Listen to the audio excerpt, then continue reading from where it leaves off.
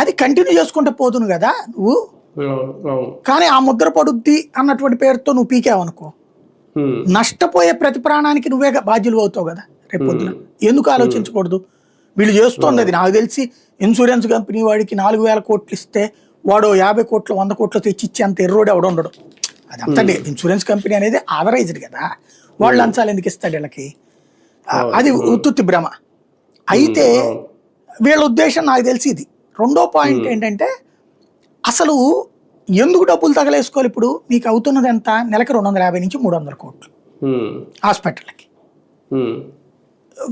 ఏడాదికి ఎంత అవుతుంది? 300 కోట్లు వేసుకున్నా 12 3,600గా. నువ్వు మరి 4,000 కోట్లు ఎందుకు తగలబెట్టడం వాళ్ళకి? ఇంకో 400 కోట్లు ఇచ్చి తిట్టించుకోవాలా నువ్వు జనం?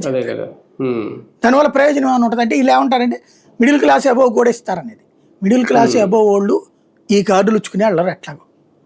అంటే మిడిల్ క్లాస్ కూడా ఆల్రెడీ ఆరోగ్యశ్రీ ఉంది.